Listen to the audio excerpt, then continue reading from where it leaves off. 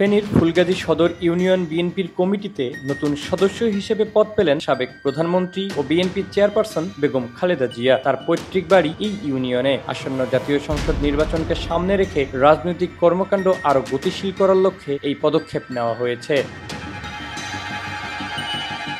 ফুলগাজী উপজেলা বিএনপির আওতাধীন ৬টি ইউনিয়নের পূর্ণাঙ্গ কমিটি ঘোষণা করা হয়েছে বৃহস্পতিবার রাতে। প্রতিটি ইউনিয়নে ১০ সদস্যের উপদেষ্টা পরিষদ এবং ৭১ সদস্যের কার্যকরী কমিটি গঠিত হয়েছে। তার মধ্যে ফুলগাজী সদর ইউনিয়নের পূর্ণাঙ্গ কমিটির ১ নম্বর সদস্য হিসেবে রাখা হয়েছে বেগম খালেদা জিয়াকে।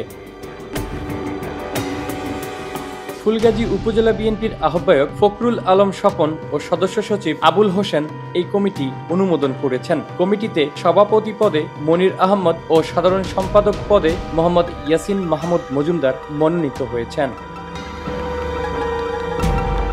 ফুলগাজী সদর ইউনিয়নেই বিএনপি চেয়ারপারসন খালেদা জিয়ার পৈতৃক বাড়ি। আহ্বায়ক ফখরুল আলম স্বপন বলেন, পূর্ণাঙ্গ কমিটি ঘোষণার মাধ্যমে তৃণমূলের কার্যক্রম আরও সংগঠিত হবে। নেতাকর্মীরা ঐক্যবদ্ধ হয়ে মাঠে কাজ করবেন। এই আসন থেকেই বেগম খালেদা জিয়া নির্বাচনে অংশগ্রহণ করবেন।